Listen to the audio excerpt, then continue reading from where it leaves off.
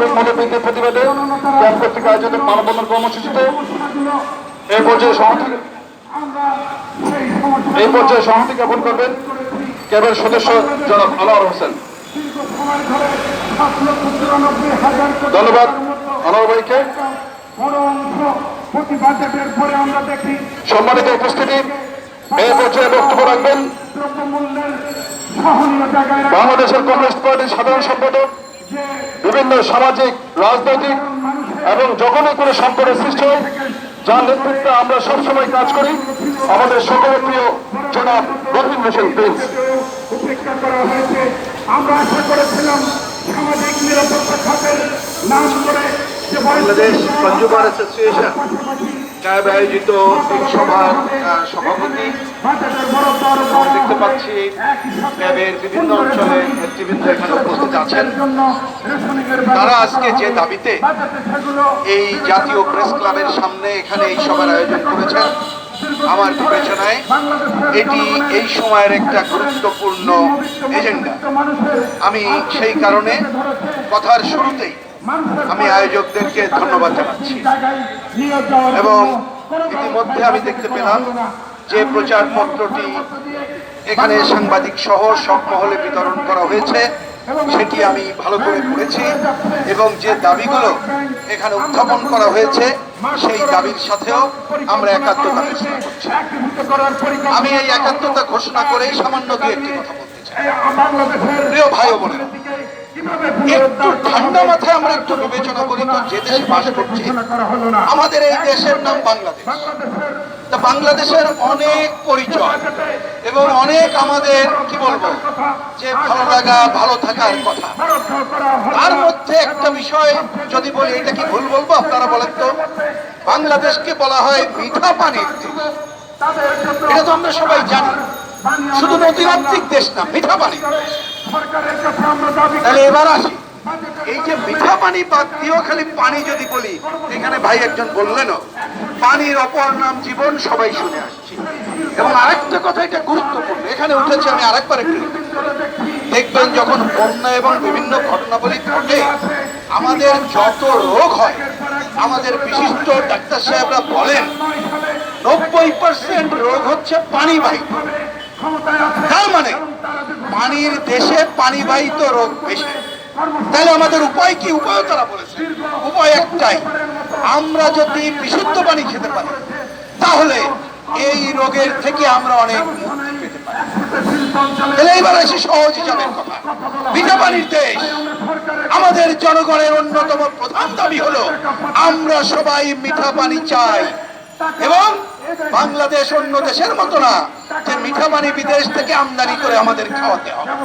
সুতরাং আমাদের দেশের মিঠা পানি আমরা পারলে বিনামূল্যে খাবো, অথবা একান্ত প্রয়োজন হলে নামমাত্রে মূল্যে হলেও সরকারি সংস্থাগুলো সরবরাহ করবে, এটাই ছিল স্বাভাবিক। কিন্তু এবার হিসাব করে দেখেন, এই স্বাভাবিকতাকে অস্বাভাবিকতা কোথায় নিয়ে যাওয়া হলো, এইটাকে কেউ কল্পনা করতে পারেন? আমরা যদিও নিচের এত দেশের দুরবস্থা চলছে, সব জিনিসের দাম বাড়ছে, নিজের জীবন বাঁচাতে আমরা অতিষ্ঠ, এই বিবেচনা আমরা হয়তো তাকাই না, মনে করি যে জীবন বাঁচাতে হবে, কোনোভাবে পানি যা দাম চাই সেটা কিনে খেয়ে আমরা নিরুপায় হয়ে করি।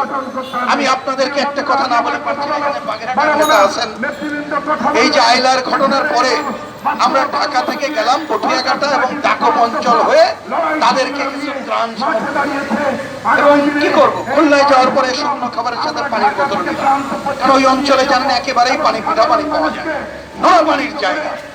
আমার খুব মনে আছে, আমি যখন একজন বয়স্ক লোকের কাছে, আমার পুরনো পরিচিত, তার কাছে একটা পানির বোতল দিলাম, তিনি আমাকে তখন বলেছিলেন যে তোমরা ঢাকা থেকে এসেছো, ভালো পানি নিয়ে এসেছো ভালো, কিন্তু যতক্ষণ না পর্যন্ত এই পানির বোতল ফেলে না দিতে পারবা, পানি ব্যবসায়ীরা তোমাদের ঘাড়ে চেপে পড়বে।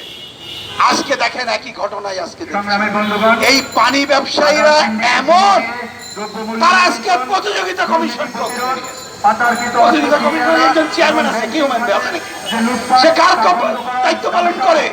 জনগণের নাকি ওই ব্যবসায়ীদের? আমরা পরিষ্কার হিসাবে তার কর্মকাণ্ড দেখি, তিনি জনগণের স্বার্থ না ব্যবসায়ীদের স্বার্থ দেখেন। এই লোককে এখনো কেন সরকার রাখছে? আমরা জানি সরকার যদি ব্যবসায়ীদের স্বার্থ চিন্তা করে তাহলে রাখবে।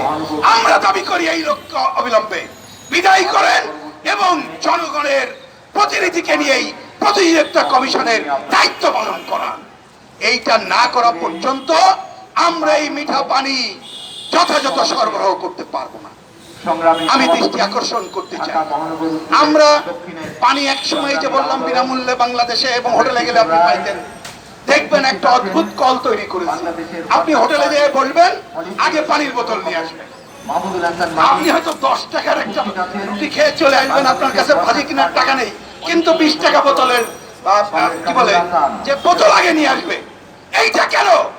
আমরা দাবি করি বিভিন্ন রেস্টুরেন্ট সহ এই সদরের মোড়ে মোড়ে বিনামূল্যে মিঠা পানি সরবরাহের ব্যবস্থা করতে হবে। এটা সম্ভব। আমাদের ঢাকার একটা ওয়াসা আছে, জানেন না? ওয়াসা তারা কিন্তু বড় বড় প্রজেক্ট করে, বড় বড় প্রজেক্ট করে আমরা অঙ্কে দেখি তারা কাগজে কলমে লাভে আছে, কিন্তু নিজেদের খরচ তো বাড়িয়ে নিয়েছে বড় বড় প্রজেক্টের নামে এবং নিজেদের বেতন ভাতা বৃদ্ধির নামে, নিজেদের বেতন বাড়িয়ে নেওয়া, নিজেদের বোনাসের নামে যে টাকা বাড়িয়ে নিয়েছে তারা বলে আমরা খয়রাতি প্রতিষ্ঠান।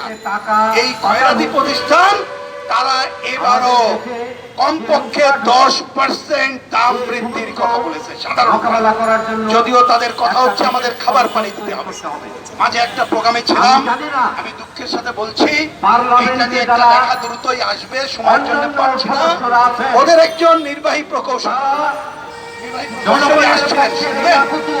কথা বলাচ্ছেন না বলে পাচ্ছি না, এসে হুমকি দেয় মানুষকে। দুঃসাহস কত বড় একটা প্রোগ্রামে বলে যে কি নিয়ে আসে এখানে,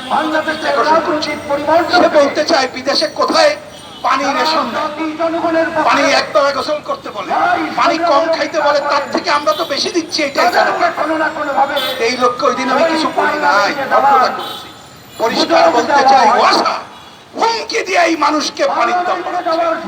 তারা বলে পানি দিচ্ছেই তো অনেক বেশি, গরমে 2বার 3বার গোসল করেন কেন?